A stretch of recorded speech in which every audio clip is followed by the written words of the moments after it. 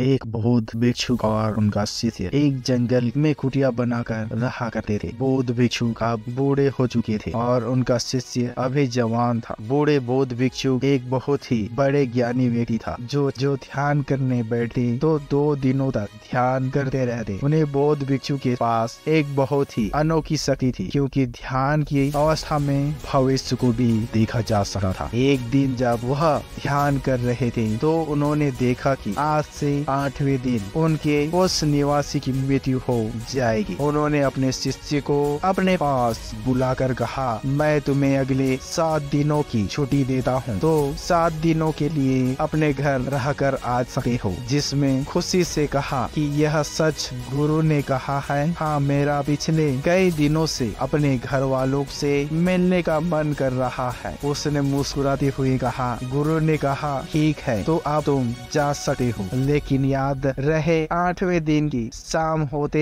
ही तुम्हें यहाँ वापस पहुँचना है। तो उसने हाँ में सर हिलाते हुए कहा, ठीक है गुरुवर, मैं पहुँच जाऊंगा, लेकिन आप अपना ख्याल रखिएगा। आप बूढ़े हो चुके हैं, इसीलिए आश्रम का कोई भी काम हो उसे मेरे लिए छोड़ देना, मैं वापस आते ही कर दूंगा। इसके बाद से गुरु का आशीर्वाद लेकर पहाड़ी से नीचे उतर गया, बिना यह देखे कि गुरु की आंखों में अपने शिष्य को खोने का दर्द था। उसके गांव के रास्ते पर एक नदी पड़ती थी। उस नदी के किनारे उस नदी के किनारे चिड़ियों का एक ही छता था, जहाँ लाखों चिड़िया थी। उनमें से कुछ चिड़िया लगातार फिर के अंदर जा रही थी और कुछ बाहर आ रही थी, जिनमें से कुछ चिड़िया एक दूसरे से टकरा जाती और फिर अपना रास्ता बदल देती। सब देख उसे सिर को बड़ा आनंद आ रहा था। वह कुछ देर तक वहीं खड़ा होकर उन चिड़ियों को देखता रहता था और फिर अचानक उसका ध्यान नदी की तरफ गया। उसने देखा कि नदी का पानी धीरे धीरे बढ़ रहा है, जिससे उठने वाली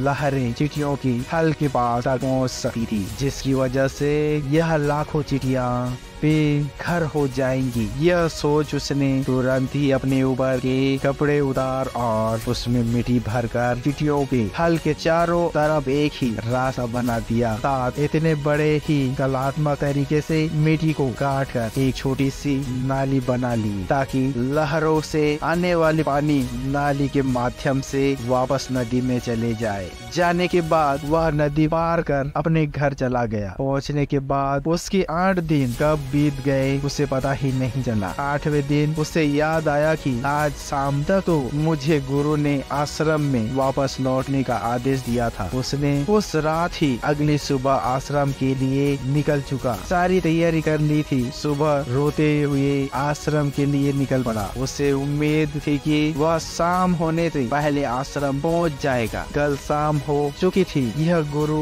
आश्रम में बैठे बैठे यह सोच रहे थे कि आज तो 9वां दिन है, अब तक तो मेरा इस दुनिया को छोड़ चुका होगा। यह इस बात से काफी दुखी थे कि वह मरने से पहले आखिरी बार अपने शिष्यों को देख न सके। गुरु यह सब सोच रहे थे कि उन्हें दूर से एक इंसान जाता हुआ दिखाई दिया। उन्होंने ध्यान से देखा तो चौंक गए, यह तो मेरा शिष्य है। गुरु ने दौड़कर शिष्य को गले लगा लिया, लेकिन वह इस बात से अचंभित हो गए कि 8वें दिन बीत जाने के बाद भी अब तक किसी से जिंदा कैसे हैं। गुरु ने शिष्य से कहा कि यहाँ से जाने के बाद तुमने जो कुछ भी किया है मुझे बताओ। तब शिष्य ने कहा कि चिड़िया वाली कहानी गुरु को सुनाई। कहानी सुनते ही गुरु को यह समझ आया कि देर न लगी कि जिसने लाखों चिड़ियों की जान बचाई थी और उसके इसी कर्म के परिणाम है कि सिर्फ को एक लंबा और खुशहाली भरा जीवन प्राप्त हुआ है। कहानी सुनने के बाद गुरु के मुंह से अनायास ही निकल गया कि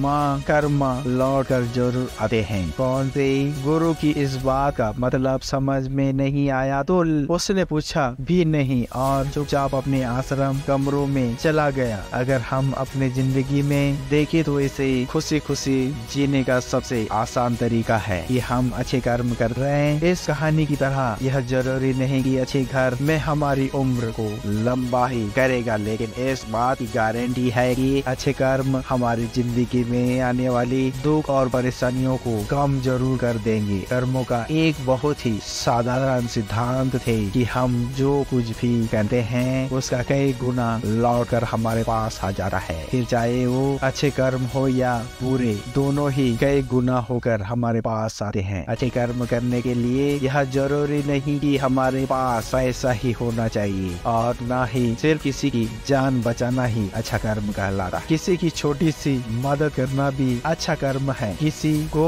डिमोटिवेशन, इंसान को मोटिवेट करना भी अच्छा कर्म है। किसी दूसरे इंसान को सांत्वना देना भी अच्छा कर्म है। कल मिलकर अगर हम किसी भी तरीके से किसी के दुख को हम कम कर पाए तो वह एक अच्छा कर्म है। और जैसे गलत कर्म करने से हमें बुरा लगता है और दुख भी होता है, ठीक उसी तरह अच्छे कर्म करने से हमें सुख की अनुभूति होती है। इसीलिए अगर अपने जिंदगी में खुश रहना चाहते हैं तो हमें आज से ही दूसरों के दर्दों को कम करने की कोशिश जरूर करनी चाहिए और हम देखेंगे कि हमारी लाइफ में अपने आप खुशियों से भर जाएगी। दोस्तों, अगर आपको यह वीडियो अच्छी लगी हो तो लाइक जरूर करें और आप क्या सोचते हैं कमेंट बॉक्स में जरूर बताएं। मिलते हैं अगली वीडियो में, तब तक के लिए आपका बहुमूल्य समय देने के लिए बहुत बहुत धन्यवाद।